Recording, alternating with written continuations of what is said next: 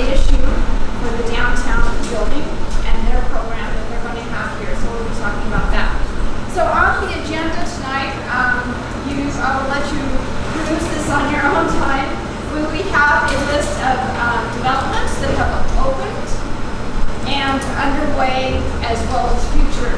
We'll just keep you abreast of those and so you can watch them, and we'll continue to have that dialogue. So.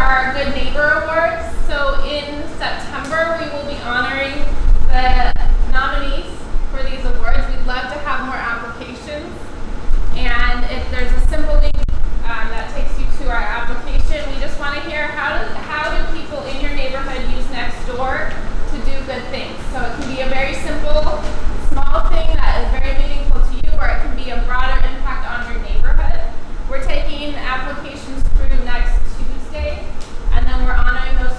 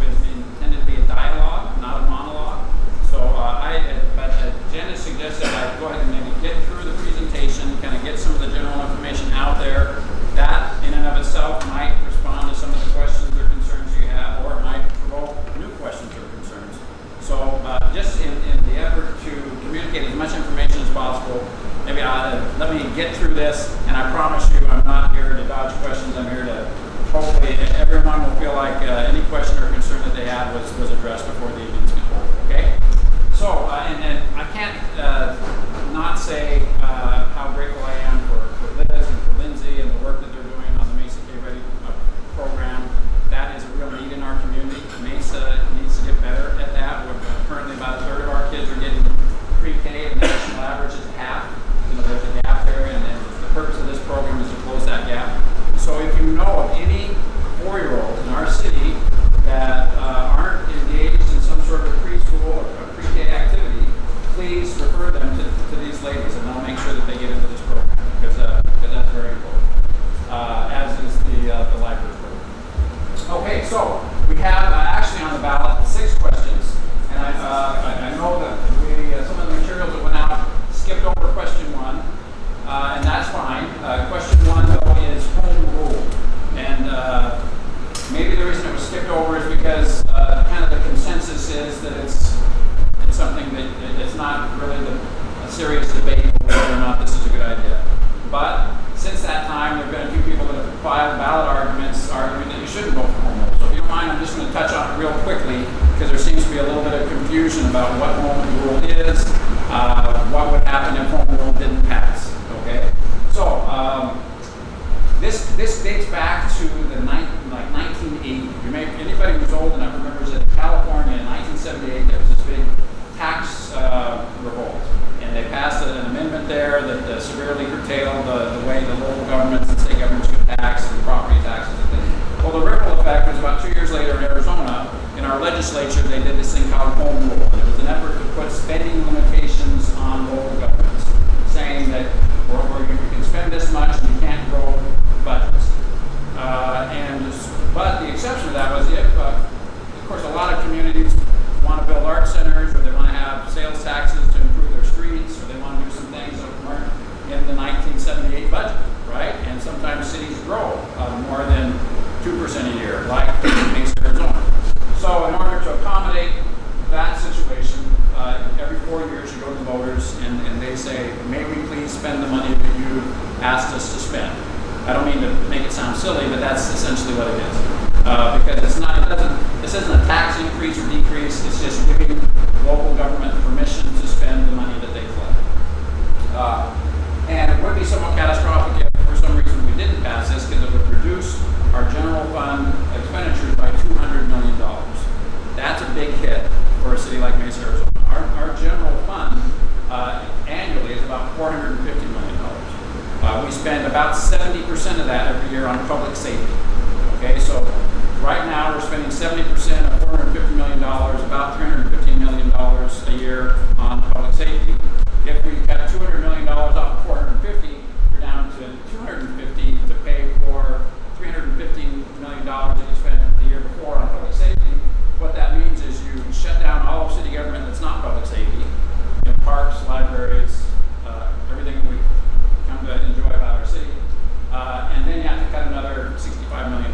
So that would necessitate literally laying off police officers and firefighters. It would be not a pretty picture at all. So in the event anyone is thinking that there's a serious argument that can be made for voting against home rule, I would encourage you to study this issue a little bit more.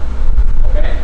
And again, we'll come back if you want to challenge any of that. Okay? Question 2 is a sales tax increase. This is a quarter-cent sales tax increase to respond to our growing need for public safety personnel in the city of Mesa. When I grew up in Mesa, it was a very fast-growing community. We hit the downturn a few years ago, and we kind of hit pause for a little while in terms of growth, but we're back now in this very fast-paced growth mode that Mesa is famous for, particularly in the southeast part of Mesa, in and around the Gateway Airport area. There's large master plan communities like Eastmark, Cadence, and others that are literally the fastest-growing communities in the state and in the nation. And so Mesa recently moved from 38th to 36th largest city in the United States. We're very quickly continuing that pattern of becoming a larger and larger city. And that's great. That shows we're a healthy city, that people want to live here, that there's things about Mesa that they find attractive. But it does create some pressure on providing the infrastructure and the basic needs that people need that attracted them here in the first place. Chief among those is public safety. So this quarter cent sales tax would increase us from 1.75 cents per dollar. So if I go to Circle K and put down $1, 1.75 cents goes to the city of Mesa. That's the way it is now. This would round us up to 2 cents out of that dollar. Ian, is there another slide behind this? I can go to this. Why don't we slide to the end? Because I just want, some of the questions that I saw earlier, well, what does that mean? How do we rate, if we go from 175? Apparently it's not. Oh, okay. It's not there. All right. Well, I can tell you right now, if you think of all of Maricopa County, you've got Queen Creek and Gilbert, Gilbert and Chandler at 1.5, Scottsdale's at 1.45, 1.65, and then Mesa. So right now we're fourth, and then everybody else is in the mid to high twos. Phoenix and Glendale, for example, are like 2.5, substantially higher than us. Right now we're a fraction, more than some of our neighboring communities, and if we round it up to 2, we'll still be about middle of the pack to the lower end of the pack. Okay, thank you, Ian. And I'm sorry, I'll get this chart to you. It just didn't make it into the presentation. But here's the other thing Mesa is a unique city. Mesa is the largest city in the United States without a primary property tax. Mesa is also unusual in that our sales tax is low. And not only that, but our sales tax does not apply to groceries. Most every other city, you go to Fry's and fill up your cart, that's a happy day for the city of Mesa because you pay sales tax. City of Mesa, no tax on groceries. So with the exception of Phoenix and Mesa, all the other communities in town, it's an event when you go to the grocery store. The other thing, a lot of the other communities that have higher sales tax when it comes to utilities. For example, Mesa, our sales tax is uniform across the board. It applies to construction spending, it applies to utilities, it's all the same. A lot of the other communities that are at or near us, they zigzag around. For example, some fast-growing communities like Queen Creek, their construction sales tax is 4.25, even but their regular sales tax is 2.25. I'm probably boring you with more details than you want to know, but to the question, where does that put us on the spectrum of sales tax? Are people all of a sudden going to go to Chandler to buy their car instead of Mesa because our sales tax is higher than it should be? No. It's a very modest increase from 1.75 to 2. That still puts us in the bottom half, and you could argue that we're even more than that because of the food and the other things that we don't tax. Okay? So thank you. That's question 2. The effect of a 0.25 sales tax increase is approximately $25 million a year to the city of Mesa. And so this is a very restricted tax that we're saying in all of the material, here's how we're going to pay here's how this money is going to be spent. It would be illegal for us to spend this money any way other than the way the voters have approved. And so it's being used primarily for public safety personnel, hiring new police officers, hiring new firefighters. So you can see the $25 million will be split 50 to the police department. That's approximately 65 new police officers, and $10 million to the fire department, which is approximately 45 new firefighters. Now, you don't hire 65 new police officers and 45 new firefighters in 1 year, because that would be a really bad day 20 years later when they all retired in the same year. So, and we don't have the ability to train that many, have that many public safety academy classes. So we will quickly ratchet it up, but it will take 4, 5, 6, 7 years to assimilate that many new people into the system. So during that interim, we're going to use the fraction that's left over for some one-time life cycle infrastructure things. Like CAD is computer-aided dispatch. Believe it or not, buying new heart monitors for the fire department is a very expensive deal. We need to do that. We're behind time on that. And we need to make some improvements or some maintenance out at our training facility. So for the first few years, we're going to hire as aggressively as we can, but in the interim, some of that money will be used for public safety equipment until we ramp up to having all these folks hired. Now, the reason you hire people, you hire somebody, particularly a public safety person, you get a great career for 20 years, and then you get retirement obligation for 20 or 30 years. And then, of course, as soon as that person retires, you have to replace that person. So when you hire people, you need to have an ongoing source of income to pay for that person. It's not like building a building. Like we're going to talk about bonds here in a second. That's where you buy an asset, and after X number of years, it's paid for, and the tax goes away. When you hire people, it needs to go on in perpetuity because that person is going to be there, or the person that replaces that person is going to be there. You kind of get that. So that's why you say, well, why the sales tax? It seems like the sales, why are you always on sales tax? It's because we need to make the pie a little bit bigger to hire people because it's an ongoing obligation. Okay?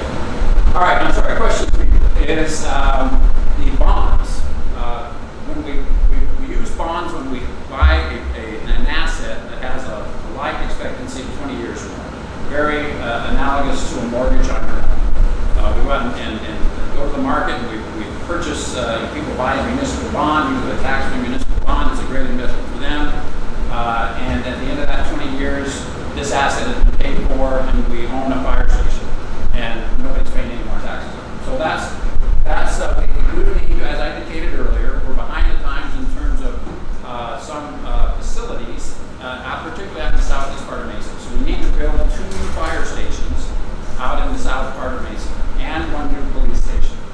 So the lump of this $85 million is going to be used to construct those facilities, and there's also some equipment. Here we go right here. So I got some fire apparatus. I got to tell you, we got a very frugal fire department, and we got a frugal city manager, and we're trying hard to change our response models. We realized that having a $200,000 fire truck roll up in front of somebody's house when they're having a heart attack might not be the best use of that equipment. You might want that to be back at the fire station in case there's a fire or something that requires that very expensive piece of equipment. So we are doing more and more. You're going to see, it might be a blazer or the top of it pulls up on those types of calls. We're doing our best to change the capital and the way that we respond. But nonetheless, we still do need the big, expensive fire apparatus. So you're buying fire apparatus, you're buying the 2 police stations. In the police department, you're getting a police station and the evidence facility. We collect a lot of, going through the criminal legal process. You have to take care of the evidence or your spoil your prosecutions. We need a better evidence facility. Also, public safety fiber. When we're redoing our communications, fiber is key. And so to get to these new police stations and fire stations, we need to run some conduit out there and have on a sports-related facility. You have to go get permission to spend that money from the voters. And so, given that we're spending money building parks and sports facilities, we have to get the voters' permission to do that. It's not a tax increase; it's just an extra layer of permission that this charter requires.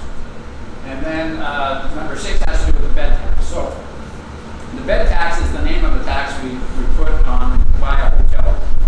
Okay, it only applies if you're not staying in a hotel in the city of Mesa. This will have no impact on you. But some of the fields that we talked about earlier, this soccer complex, we want some of them to be very nice tournament fields that are going to be rented to big tournaments that come to our city, soccer tournaments, lacrosse tournaments, football tournaments, that type of thing. It's going to have a lot of economic impact for our city. People will bring their daughters to the tournament, stay in a hotel, eat at a restaurant.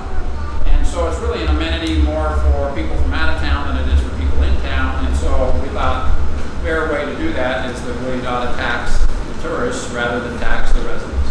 Now, it will be an amenity that, of course, we will have access to. And if you talk to people whose families are into these types of events, they spend most of their time on the road driving to California or Texas or Colorado. Hopefully people will be able to stay closer to home and use these. It will be makes people using it, but it's also a way for us to kind of milk some tourists and follow the model of sports tourism that we are so successful at during spring training. But it'll be a year-round tourism amenity for our city. Okay, so that's questions 1 through 6.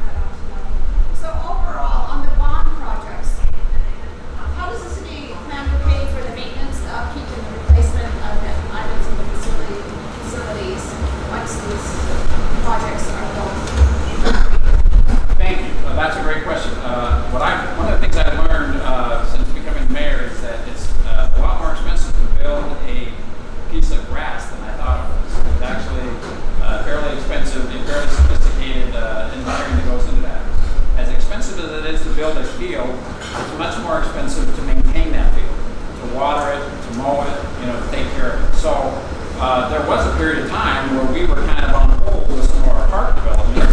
So this is actually a very relevant question to ask. Now, we learned from that, and so built into these numbers that I just shared with you is maintenance. And so that the ongoing maintenance, so that is not going to be something that's budgeted separate from the bond money that you're approving for the construction of the parks.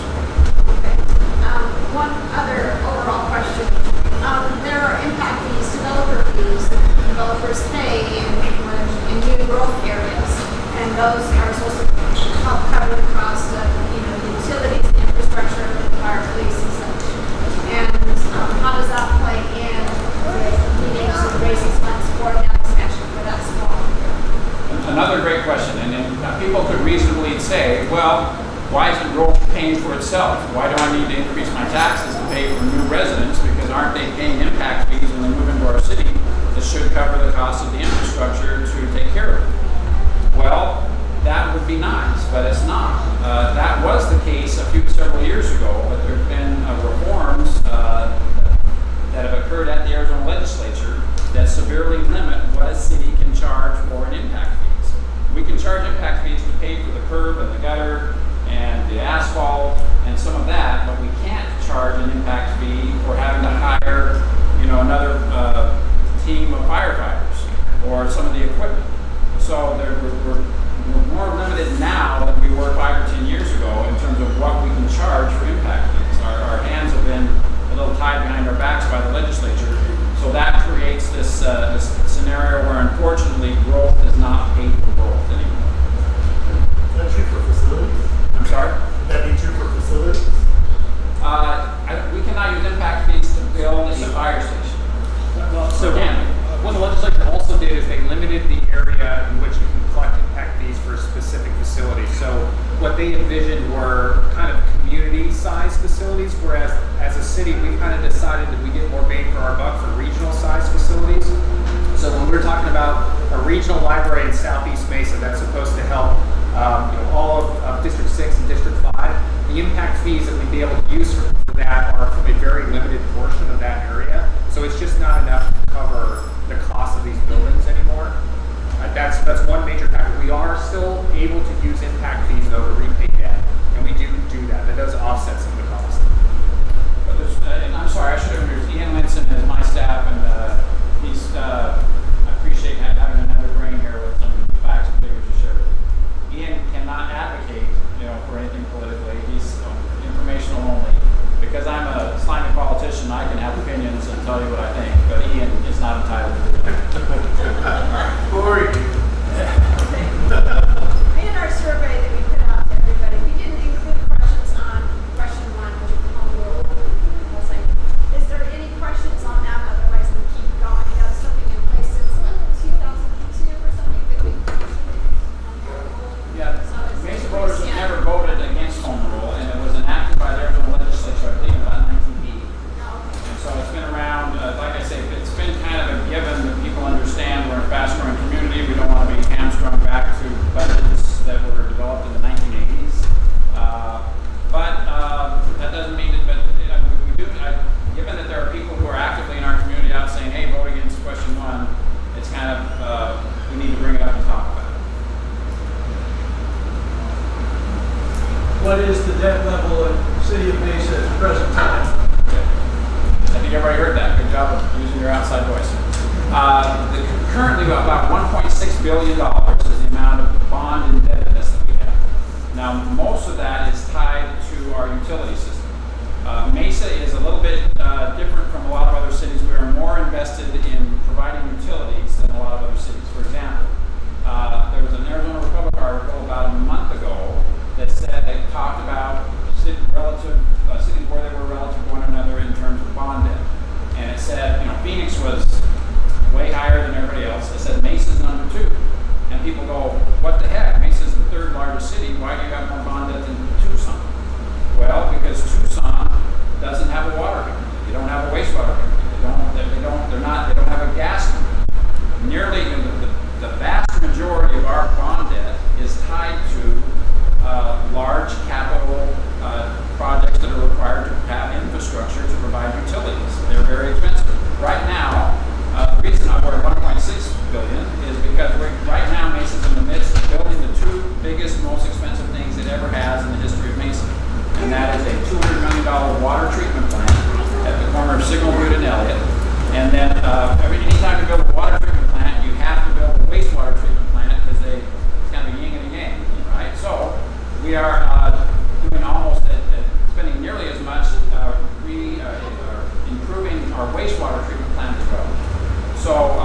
elected in 2014, on that ballot, there was $500 million of bonds that were approved. And they were all for utilities.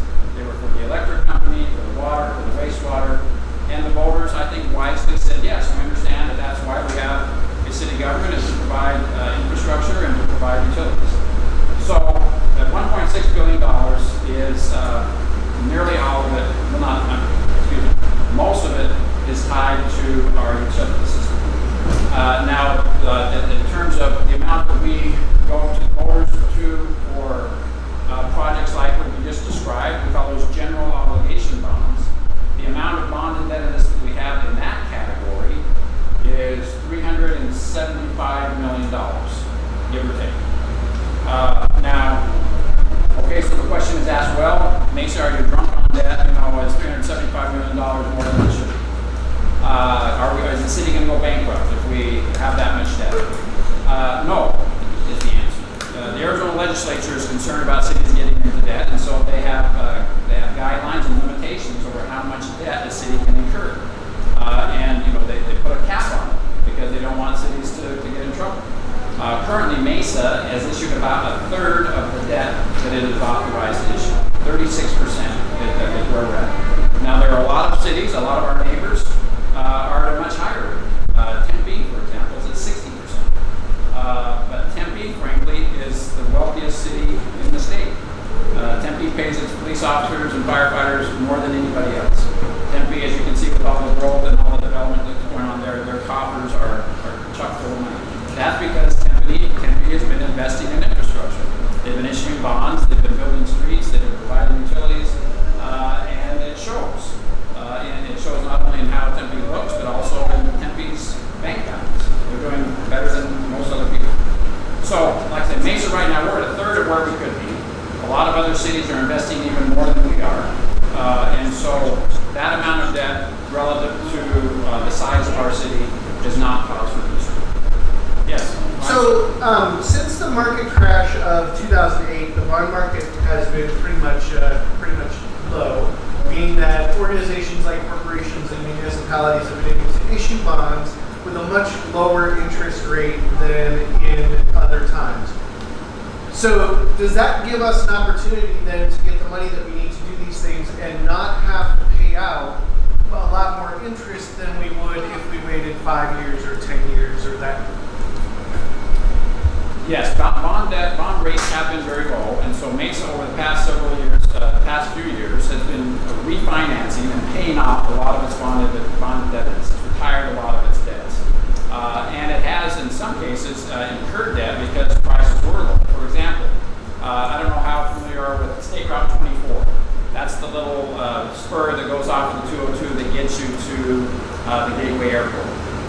Mesa had to pay for that, and it was going to be a fairly expensive project. We accelerated, we issued some city bonds. You know, it was going to be paid for with Prop 400 money, but Mesa said we don't want to wait for that. We think we're going to get a better deal if we do it now because the construction costs are low, materials are low. So we advanced some bond debt to accelerate that freeway. The effect of that was we pretty much, I don't want to overstate this, but we pretty much, the amount of money we saved by doing that pretty much covered what? Well, it definitely accelerates the project, so we're not waiting 3-4 years now. I'm not sure that it covered the cost necessarily, but it was a significant cost. Yeah, it wasn't built for free, obviously, but and I was about to say that. Now I'm going to gross overstate. But the amount of money that we saved by taking advantage of the low markets accelerated the project. We issued the bond debt. We got paid back very quickly. When the Prop 400 money came in, it more than covered the fact that we were issuing the bond. Bond rating, we're good. Mesa's rated high. We're a high investment grade bond, and there's different rating agencies. We are A+, AA plus and AA. AA plus, and AA, depending on who you import or which one you go to. But both rating agencies, I have to say, just issued very favorable reports in their latest audit. They said the economy's looking good and they have high favorability. Mesa will probably never get the very highest rating because we don't have a primary property tax, and that's one of the things that they look at. That's another level of security, and so they say, well, you're as good as you can be if you can you talk the voters into having a primary property tax, you can probably get the, AAA. But that's going to be near impossible for us. Jan, is it okay? One I'll more let Jan question, be the and then we moderator. need to move to the next subject. We'll continue the Q&A, but we just have to keep all the subjects going. So my question is, Mesa's obviously, Mesa and state of Arizona as a whole are pushing that we're trying to become a greener state as a whole. What are going to be the carbon impacts of these new facilities from on promoting? Well, the thing, in terms of facilities, we're talking about 2 fire stations and 1 police station. Now, I guess you could reasonably ask, are we going to try to be a platinum, that's a great question. You ought to come to city council and encourage us to do that. I don't know that, they will be built to last forever, and they will be very energy efficient buildings. Will we spend the extra money for them to be LEED certified? And I think it sounds like you would argue that we should do that. I don't think that decision has been made yet. We strive to do that for sure. Some of our buildings are various levels of LEED, have various levels of LEED certification. So yes, that's absolutely the goal is to get it to as high a standard as possible. One of the comments, questions in the survey was, would you incorporate solar in the facilities? Yes, that's an interesting question. We just had a vote recently to put some solar on top of a new parking structure over at MAC for proprietary reasons. The company that has the patent on that, it ended up not happening. But you can look at those types of projects, and I was very much in favor of that project, and because it sends a message. It sends a message that we are a utility provider. I would love for us to be known as a ASU, for example. You go over there, every building they have has got, and they have a goal to be kind of neutral, in like 2030 or so, and they're making great strides.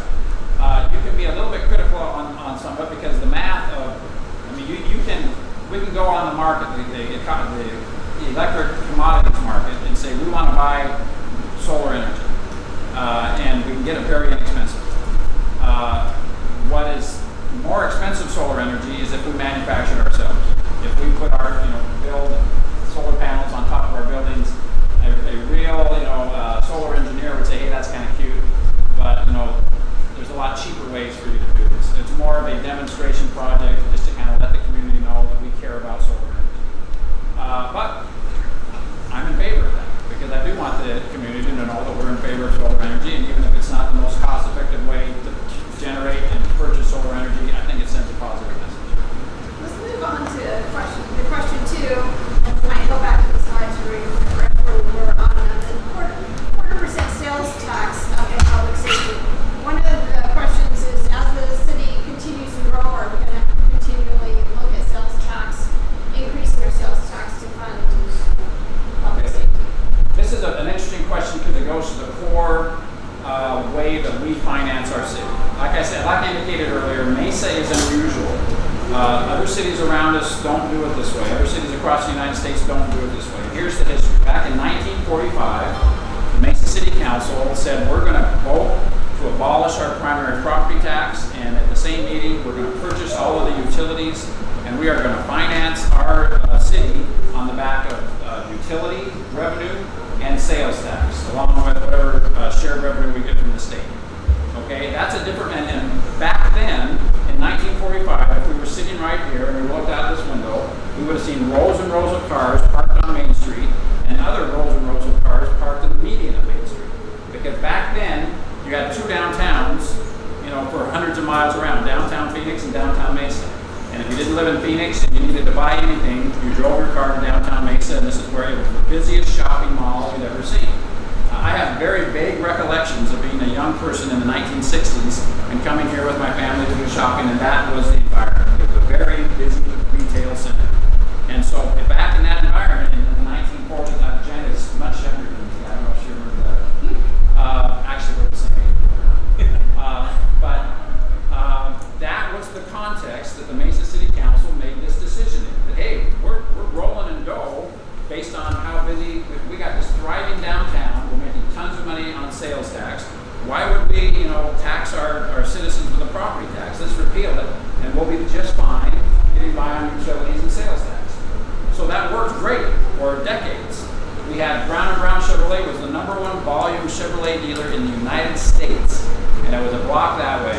We had a whole separate line item on our budget for the amount of revenue that we made every time somebody bought a Chevrolet at Brown & Brown. And Birch Ford across the street was nearly as busy. So we were A-OK financially back then following that model. Times have changed, okay? And slowly, this part of town, Tri-City Mall and the Fiesta Mall and the 60 freeway and the 202 freeway. And now, if you want to buy something, if you want to go shopping, you're either doing it online or you're driving to the Chandler Mall and going to the Nordstrom over there. If you want to buy a car, you're going to the the Mercedes dealer or or the Auto Nation dealer that's on the freeway in Gilbert. And we no longer have this thriving retail center being a regional, shopping area for the state. So that the undergirding principles of how we function as a city is kind of shifted. So, for example, other cities are contemplating making sales tax increases similar to ours at 0.25. When we raise a tenth of a cent, that's like the equivalent of $1 million. When Chandler or Scottsdale raises the same amount, they get twice as much. Why? Well, we got Walmart, they got Nordstrom. We got Joe's Used Car Lot, they got Mercedes. So when people are shopping in those communities, they're spending a lot more, they're getting more sales tax. So I'm not saying that to put us down, I'm just saying that so that you understand the lay of the land if you're Mesa, Arizona. So for us to be competitive, we have to reinvigorate we need more utility customers, we need more sales tax, we need, if you're driving through downtown Mesa and you see a tract of 10 acres that's dark, you see dark buildings, that has a very negative impact on our ability to function as a government. We need spinning electric meters, and we need retail sales going up and down. So we're trying to, we've got a great opportunity to do that.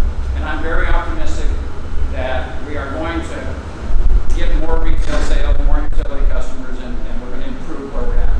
But long term, the argument could be made that our model is flawed, that we need to convince the voters that we should do a revenue neutral proposal to engage in property tax with a corresponding drop in utility rates and or sales tax, just so we have 3 legs on our stool instead of being so subject to the ebb and flow of the economy.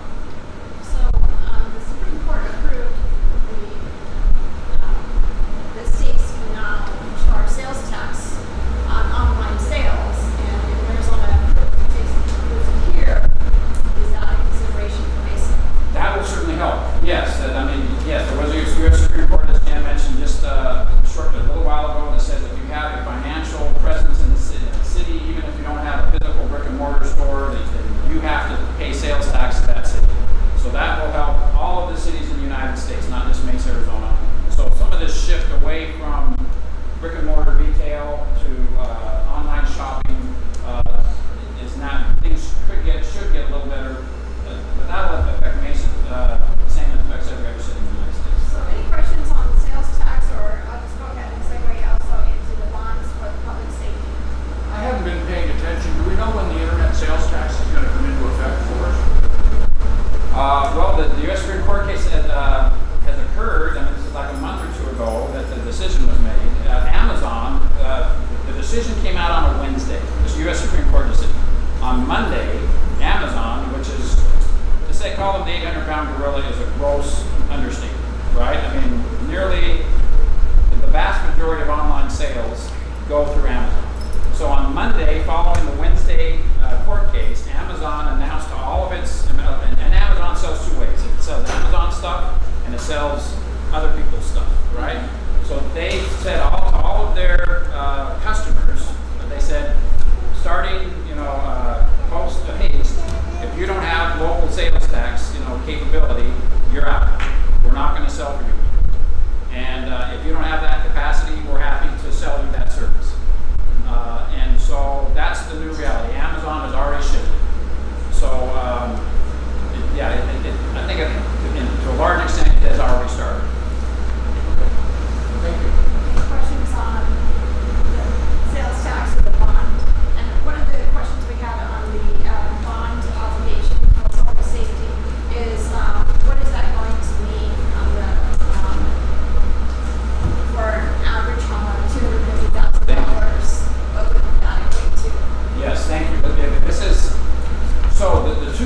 there's really only two bonds that we're talking about where that's going to impact those of us in the room. That's going to raise our taxes. That's the public safety, $85 million public safety bond and $111 million parks and cultural bond.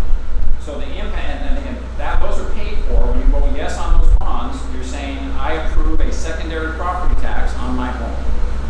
Now, the rate that's going to be attached to that is going to, if you have a median home in Mesa, Arizona, which is about a $260,000 home, the impact annually to you would be less than $45.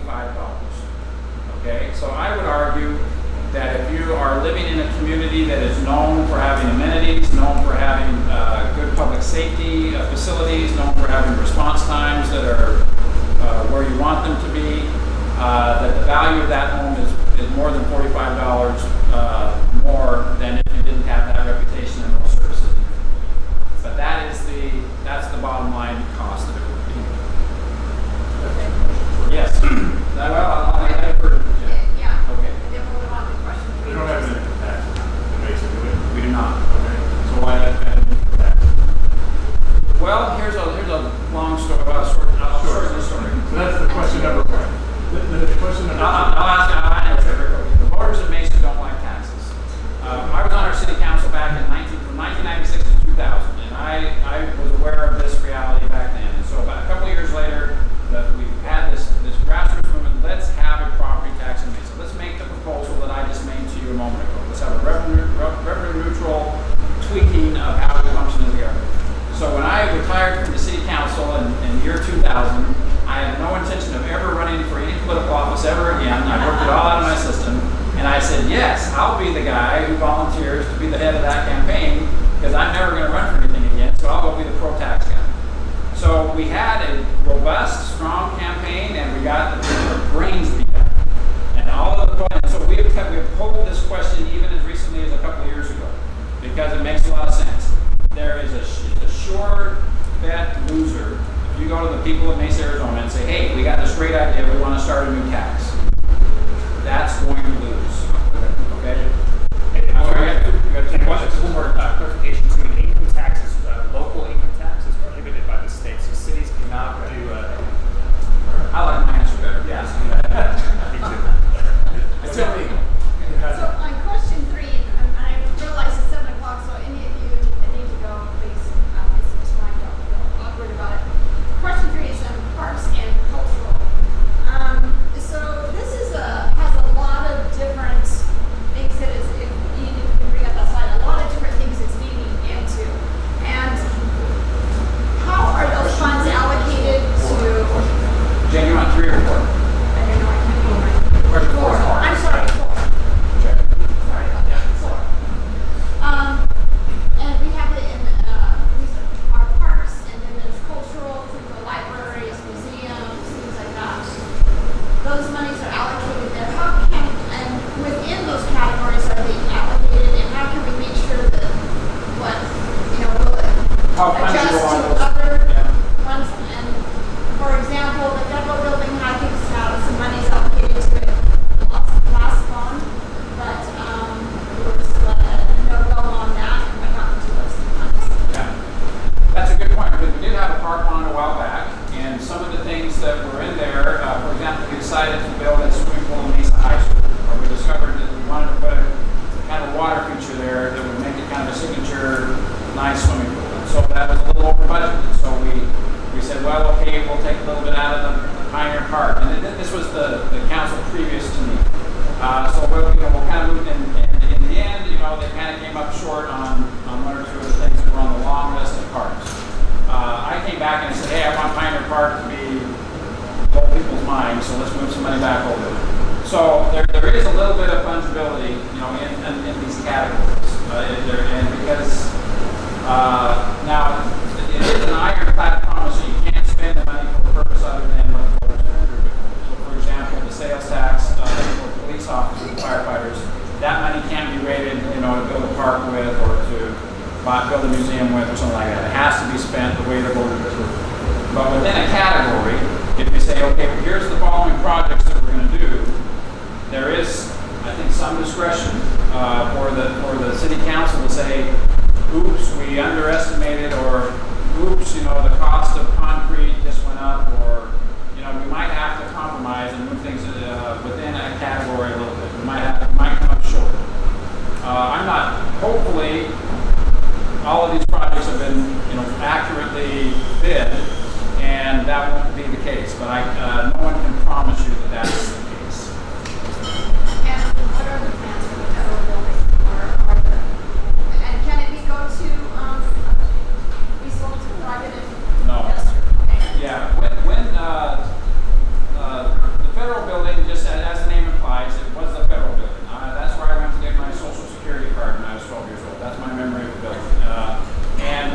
federal government, and at the time that the federal government transferred the title from the feds to the city, it was the Bureau of Parks, National Parks owned and operated the building. So they said, we're happy to give you the keys to this building, but thou shalt use this building for recreational purposes, period. So that means we can't put a brewery in there, okay? We can't lease it out to somebody that's going to make money. We can't use it for something other than quote-unquote recreational purposes.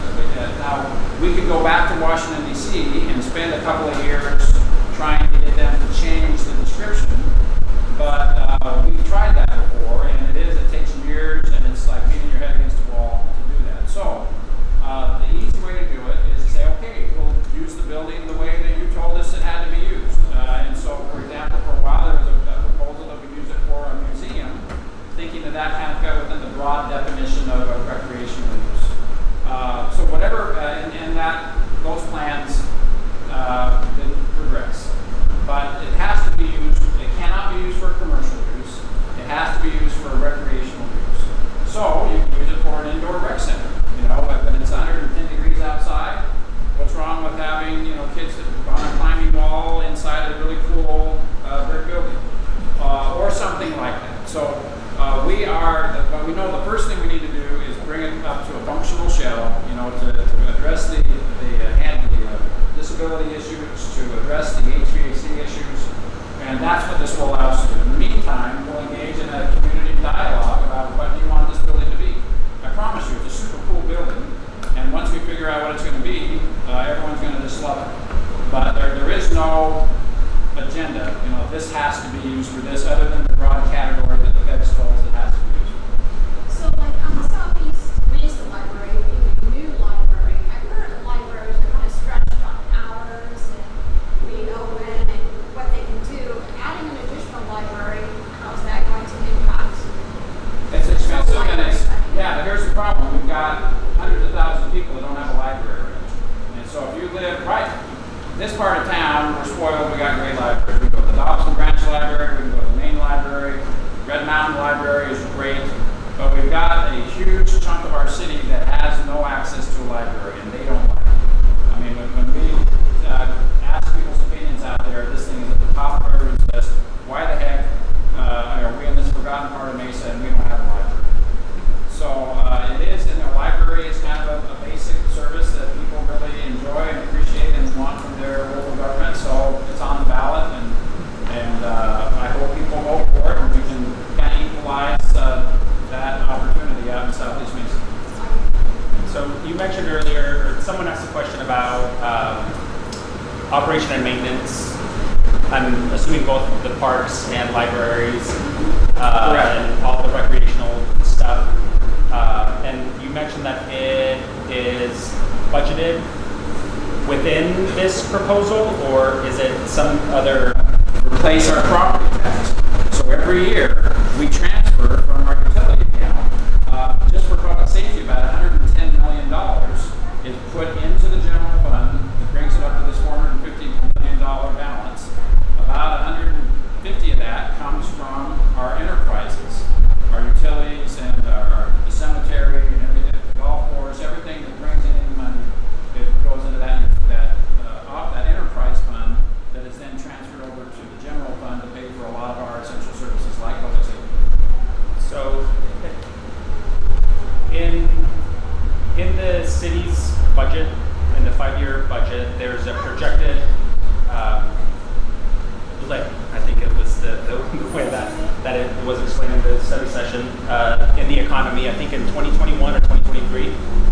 So my question on that is, with these additional operating funds, and specifically, at least the one that I've been following closely is the Mesa Plays, there's a, $4 or $5 million gap in operations. So with this blip in the economy that is projected by the budget office, and then the inevitable dive a few years later in the economy, in my opinion, how do we continue the operation, or are we planning on the operations, the those sorts of like revenue decreases, where we know that the money to actually pay for that will come out of primarily utilities. The blip is the dive, okay? I don't know if that makes any sense to anybody, but our city budget office has said, wow, we've had a great run the last few years. The economy is doing well.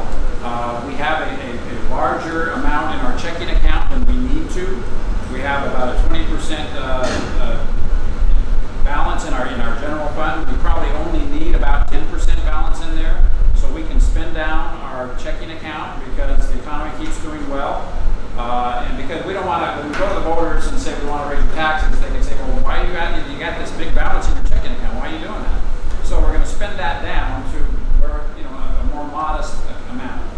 So that figures into, so that's part of the looking in the crystal ball and looking out 5 to 10 years. You know, how much should we spend this down? How much should we raise this to kind of keep the ship right? What you don't want to do is say, hey, we're just going to use our checking account, and then the next year that means we're going to have to raise everybody's utility rates by 10% because last year we were spending our savings account, right? So you got to kind of average things in. So we've got some smart people in the city who do their best to look in a crystal ball and prognosticate long-term 5, 10 years. How should we approach this? So they've said we're going to guesstimate. We don't know if it's going to happen. We hope it doesn't happen, but we're going to guesstimate.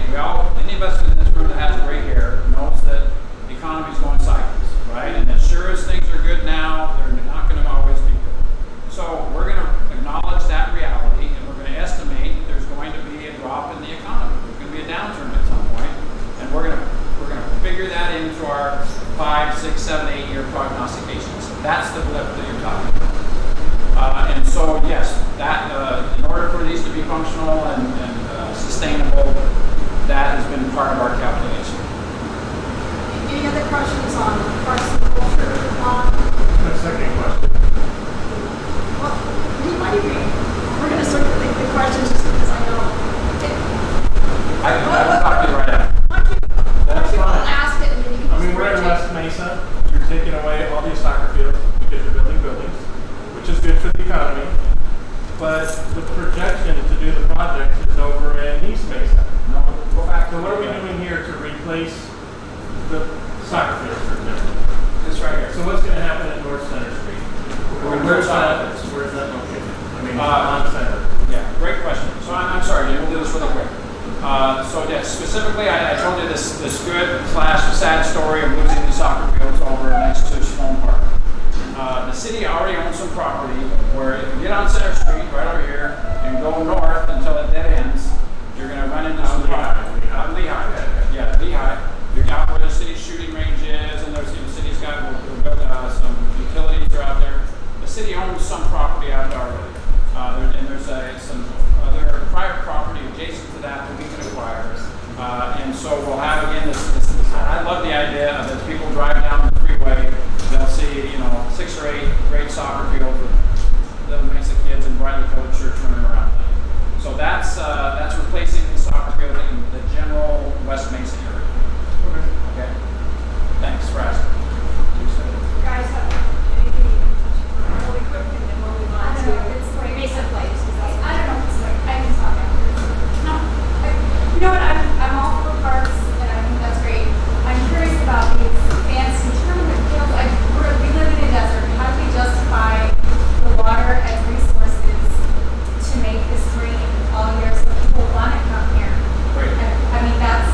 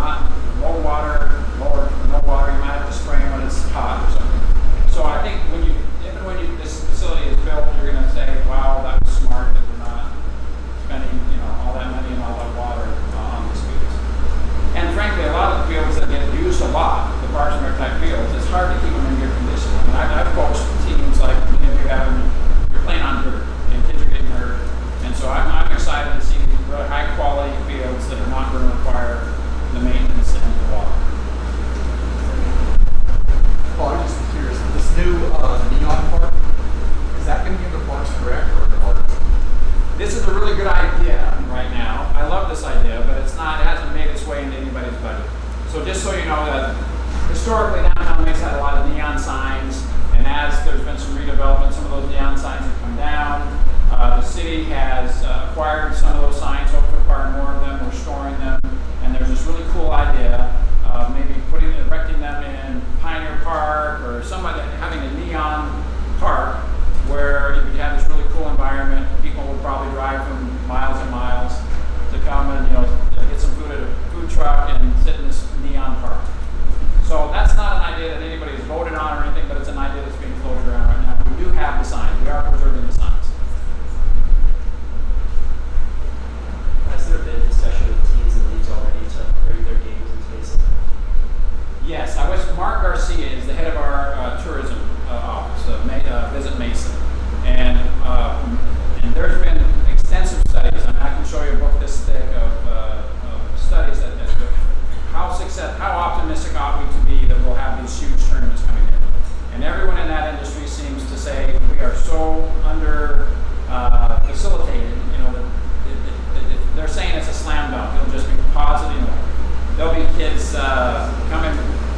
The other day I got on an airplane to go to a meeting in Indianapolis. This was like a year ago. The annual mayor's meeting was in Indianapolis. I got on this airplane. I'm not exaggerating.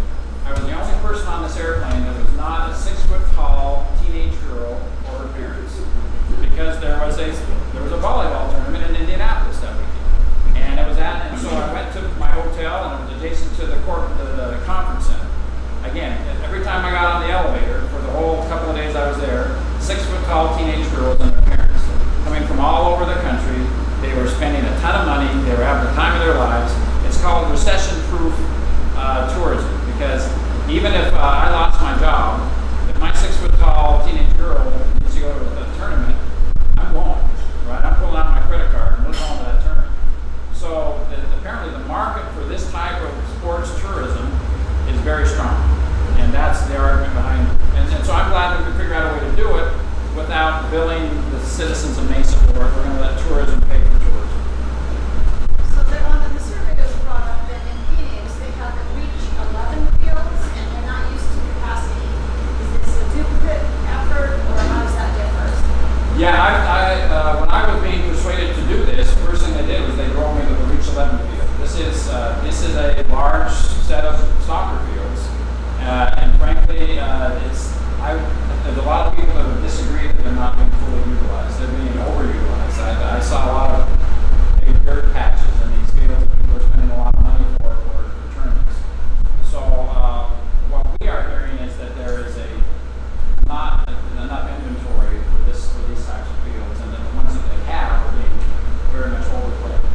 So that I don't know. So I guess my information is different from what that person wrote that question. Is there opportunities maybe to also partner with schools? We're talking about like lighted fields, right? Yeah. A lot of schools don't have lighted fields. Yeah. A lot of The major customer that's been identified for these fields already is the AIA, the Arizona Interscholastic Association. They are very excited about this. They said we're going to have our state championship. They have already, and when people came to testify in front of city council saying, is this a good idea, bad idea? The guy that was there was from the AIA saying, please do this because we need these for our interscholastic fields. And I guess that's kind of the rub. Like we're moving away from neighborhood scale facilities and going towards regional, tourist scale facilities. And is that coming at a cost of our neighborhood scale facilities where our kids can walk to, where it's not the soccer moms who all pile into the very large parking lots, where they can happen the way that it used to? Well, I think we're going to, when your kids need to go to soccer practice, they're still probably going to go somewhere regional. Okay, it might be that you throw your kids in the car and you go to Red Mountain and you play on these super cool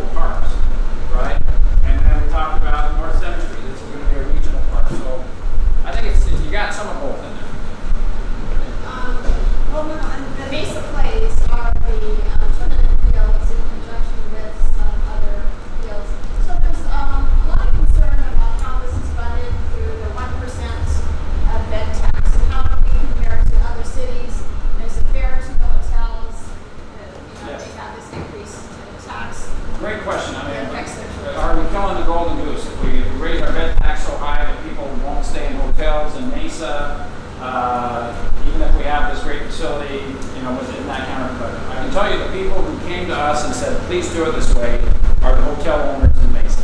It is Mesa, Visit Mesa, the organization, their board of directors are the hotel operators, the Hilton and the Marriott and the Sheraton. Those are the three people that are coming in and saying, yes, please raise the bed tax because we're going to make money if you do this. And it's being raised by 1%, so it's still going to be, we're not going to be, up here and other cities are down here. So on this transient lodging tax. So for a long time I worked at the 7-Eleven on Dodson and 8th Street, and right next to that is the Budget Suites Hotel, where a lot of families, when they're transitioning from California to here, New York to here, Chicago to here, they stay at these places while they try to get on their feet. Is this going to have an adverse effect on those potential new residents? I don't think so, because I think the major proponent of the Mesa Place is the Mesa Visitor Center. It's Visit Mesa. Mark Garcia, I would invite you to talk to Mark. His office is 100 yards over there. He says that this is going to just be the best thing ever for the Mesa hotel industry if we can create this amenity and bring a lot of out-of-town people into. So right now we don't have the hotels to do this, right?